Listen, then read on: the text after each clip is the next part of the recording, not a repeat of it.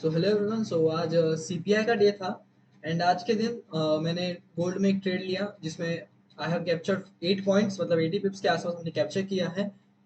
And कुछ खास momentum नहीं था, बट ओवरऑल डायरेक्शन वे में मार्केट बाद में गया, स्ट्रक्चर के हिसाब से और न्यूज़ के इम्पैक्ट के हिसाब से।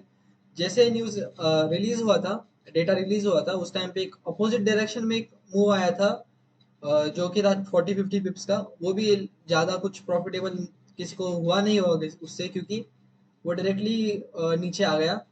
एंड ओवरऑल आज हमने 8 पॉइंट्स का प्रॉफिट कैप्चर किया है।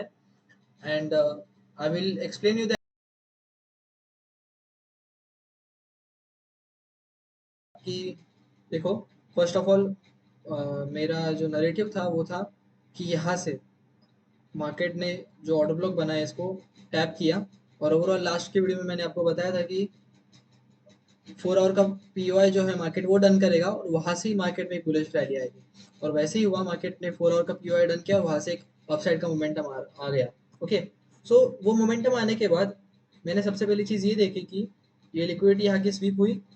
लिक्विडिटी स्वीप होने के बाद वॉल्यूम बैलेंस जो था इसमें मार्केट था। उसके बाद एक आवरली का ये जोन जो है पीओआई है, और उसके नीचे का जो एफईजी था उसमें मार्केट ने टैप किया। और ये तीन कंफर्मेशंस के बाद मार्केट ने एक अच्छा खासा सेलिंग दिखाया ऑन मंडे। सो इसने कंफर्म चीज क्या की, मेरे दिमाग में एक पॉइंट आया फिर कि यहाँ पे एक 3 कैंडल स्विंग बन सकता है। और 3 कैंडल स्विंग बनने के बाद मार्केट यहाँ का वॉल्यूम इम्बैलेंस, यहाँ का वॉल्यूम इम्बैलेंस, या फिर ये डेली एफईजी तक मार्केट आएगा। और यहाँ से ना मैं एक बाइंग ट्रेड के लिए प्लान कर सकता हूँ। सो यहाँ से मेरा प्लान बन रहा था कि मैं यहाँ से आई मीन यहाँ पे मैं सीपीआई में बाइंग का ट्रेड प्लान करूंगा। बट जैसे ट्यूसडे का लंदन सेशन खत्म हुआ, तब तक ना पूरा व्यू ना चेंज हो चुका था, क्योंकि जो मेरा प्लान था कि यहाँ से मैं बाइंग पकड़ूंगा सीपीआई में, वो पॉसिबल नहीं था। क्योंकि लंदन जो है यहीं पे साइडवेज चला गया। और जैसे ही लंदन खत्म हुआ, मार्केट ने क्या किया, लंदन की लिक्विडिटी स्वीप की। और लंदन की लिक्विडिटी स्वीप करने के बाद ये पी ओपन ही छोड़ दिया, जो मेरा मानना था कि ये टैप होगा। तो ये टैप नहीं हुआ और लिक्विडिटी स्वीप करने के बाद मार्केट डायरेक्ट नीचे आया। और नीचे आया तो आया 15 मिनट के वीक ऑर्डर ब्लॉक है उसमें आ गया। सो वीक ऑर्डर ब्लॉक पे मेरा देख के प्लान बना कि यहाँ से टैप होके यहाँ तक जा सकता है मे बी। और फिर सेलिंग जो भी आनी थी वो आ सकती है। बट मार्केट ने ये किया, इस 15 मिनट के ऑर्डर ब्लॉक से रिएक्शन दिया थोड़ा सा। और उसके बाद मार्केट ने, अभी देखो मैं बहुत इंपॉर्टेंट चीज आपको बताता हूँ, देखो कि न्यूज जो है, जो डेटा है, वो नेगेटिव आने वाला था। ओके, फॉर गोल्ड ये बिग, ये जो है पहले से डिसाइडेड होगा, है ना। तो डेटा नेगेटिव आने वाला है, तो मार्केट के लिए सेलिंग की लेवल कौन सी बनेगी इस लेवल पे। इस टाइम पे मार्केट को ऑर्डर्स कहाँ से मिलेंगे, वो है ऑर्डर ब्लॉक से मिलेंगे। ऑर्डर ब्लॉक कहाँ पे था, ये लेवल पे था।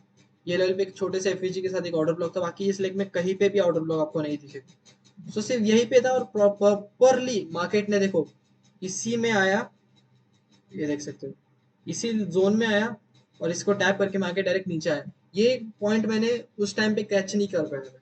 ये बाद में मेरे को रियलाइज हो, जब मैं ट्रेड में था तब मैंने देखा कि और कहाँ से मैं ऊपर से अच्छी से एंट्री बना सकता, क्योंकि सिर्फ 80 पॉइंट्स मिले मुझे। सो तब मेरे को समझा कि यहाँ पे ही एंट्री बन चुकी थी मेनली।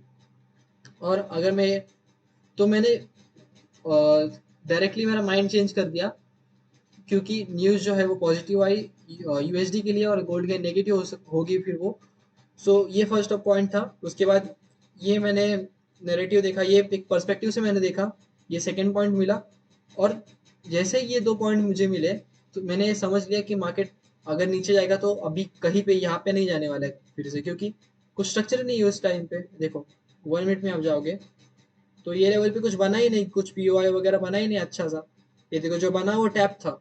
तो मेरा माइंड यही चेंज हो गया कि मार्केट अभी जो जाएगा ना नीचे, डेटा के हिसाब से जो भी मोमेंटम आएगा वो डायरेक्टली आएगा। सो देखो डायरेक्ट मोमेंटम आया 15 मिनट का चार्ट देखोगे तो कोई रिटेस्ट नहीं, कुछ नहीं। तो इसलिए मैंने डायरेक्टली शिफ्ट किया 1 मिनट पे, और जल्द से जल्द मेरे को एंट्री लेनी थी। सो एंट्री करने को मैं यहाँ पे भी कर सकता था, यहाँ पे स्टॉप लॉस रख के। बट एक काइंड ऑफ फियर था मेरे मन में कि यहाँ से ऑर्डर ब्लॉक से रिजेक्शन आ गया तो। और जैसे ही ग्रीन कैंडल बनी तो उसको अप्रूव कर दिया कि जा भी सकता है ना। तो मैं खुश हो गया कि मैंने एंट्री नहीं ली। बट फिर से मार्केट ने यहाँ से टैप करके सेम नीचे की तरफ चला गया फिर से। सो जैसे ही ये रिएक्शन आने लगा तो आई वाज कन्विंस्ड कि नहीं, डेटा के हिसाब से ही मार्केट जाने वाला है। सो जैसे ही ये ऑर्डर ब्लॉक बना, ये एफवीजी बना, तो मैंने क्या किया, एक छोटा सा ऐसे इसके ऊपर 4 पॉइंट का, और उसके बाद यहाँ पे मैंने एंटर प्लेस कर दिया अपनी। और जैसे ही एंटर किया देखो, ये जो मेरा स्टॉप लॉस था इसके पास आ गया था मार्केट, इस कैंडल पे मेरी एंट्री हुई। जैसे एफवीजी बन गया मैंने एंटर कर लिया इसी लेवल पे, और next candle direct up. But मैंने वेट किया क्योंकि मुझे भरोसा था कि मार्केट नीचे ही जाएगा, और अगर मार्केट को ऊपर जाना भी है तो मेरा स्टॉप लॉस लेगा ऊपर की तरफ, ये पीओ पे जाएगा, यहाँ से फिर से नीचे ही जाना है मार्केट को। सो मार्केट ने क्या किया, इसी से market first line of defence से नीचे चला गया। और देखोगे तो फर्स्ट कैंडल नीचे, उसके बाद मैंने जैसे ये कैंडल बनी, ये कैंडल बनी और ये कैंडल बनी, तो इन तीनों का एफ ऑर्डर ब्लॉक और एक फॉर्म हो गया मेरा, और एक डिफेंस पॉइंट मेरे को बन गया।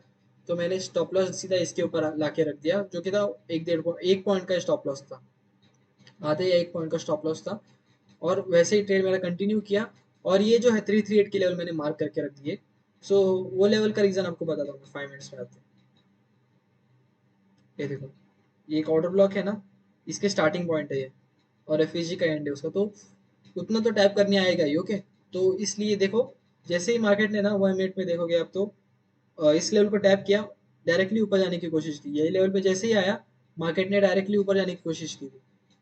पर फिर भी इस टाइम पे मैंने वेट किया, और जब मार्केट ने लेवल तोड़ा उसके बाद देख सकते हो आप उसी ऑर्डर ब्लॉक के जोन में से मार्केट फिर से रिवर्स कर गया ऊपर की तरफ। सो यही मेरे एनालिसिस थी आज के ट्रेड के लिए। 8 पॉइंट्स हमने ओवरऑल कैप्चर किए हैं। और ऐसे ही आपको ना न्यूज़ को ट्रेड करना पड़ता है, क्योंकि अगर आप एक ही टाइम फ्रेम, एक दो टाइम फ्रेम को ही लेके बैठोगे कि ये देखो, जैसे अगर मैं यहाँ पे आवरली का ही ऑर्डर ब्लॉक लेके बैठ जाता ये वाला, या फिर ये वाला ऑर्डर ब्लॉक, तो आज मुझे ट्रेड नहीं मिलता। या फिर सिर्फ ऑर्डर ब्लॉक्स के हिसाब से बाकी कोई एक्सटर्नल फैक्टर बिना ऐड करे, खुद का कॉमन सेंस ना यूज करे अगर मैं ट्रेड करता, तो यहाँ पे मैं बाइंग में फंस जाता और मेरा एसएल हंट किया जाता, क्योंकि डेटा तो नेगेटिव साइड पे थे। और टाइम प्रॉपरली आपको समझना है कि देखो, एंट्री तो मेरी यहाँ पे मिस हो गई, ये जो एंट्री थी ये पॉसिबल नहीं थी, बट मैंने डायरेक्टली शिफ्ट किया फिर 1 मिनट पे, और 1 मिनट में मैंने कैप्चर किया इस ट्रेड को। सो आपको आना चाहिए कि कब कौन से टाइम फ्रेम पे जाना है और कब कौन से टाइम फ्रेम का ड्रॉन लिक्विडिटी का रेफरेंस मुझे लेना है। अभी देखो, ये जोन जो था ये डेली डेली एफईजी था, और डेली एफईजी फिल हो गया जब मैं देख रहा था, कैंडल डायरेक्टली ओपन हुई थी और ऊपर की तरफ जा रही थी। बट जब तक न्यूज आ गई, डेटा आ गया, तो यहाँ से मार्केट यहाँ तक गया, एक रिजेक्शन बना, इसमें टैप हुआ, सॉरी इसमें टैप हुआ फिर रिजेक्शन बना। सो ऐसे आपको ट्रेड करना रहता है, आपको पूरी डेली कैंडल को समझना रहता है। क्योंकि जब लंदन में न्यूयॉर्क से पहले जब मैंने ये चीज़ देखी कि स्वीप हो गया, तब भी मैंने समझ लिया कि ये डे हाई बन चुका है, अब बनेगा तो बनेगा डे लो। सो डे लो के लिए मैंने टारगेट किया, जो थी ये लिक्विडिटी, डे लो बन गया, मेरा target done, and I am out for the day. So यही था हमारा आज का video. So I hope you like the analysis. So आपको ऐसे ही एसएमसी में फ्रैक्टल के हिसाब से आपको प्लान करना है, फ्रैक्टल नेचर आपको समझना है मार्केट का, और कब कौन सी टाइम फ्रेम पे आपको एंट्री कहाँ पे लेनी है, और ड्रॉन लिक्विडिटी कौन सी लेनी है, वो आपको डिसाइड करना आना चाहिए।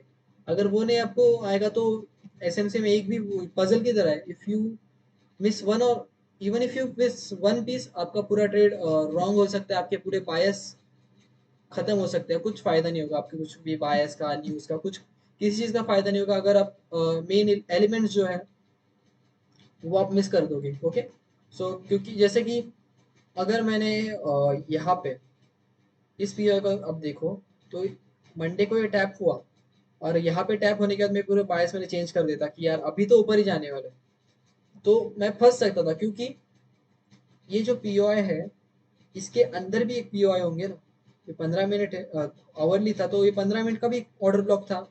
देखो 15 मिनट में मार्क करूंगा तो देखो, उस आवरली के 4 आवरली के पीओआई के अंदर एक 15 मिनट का भी ऑर्डर ब्लॉक था।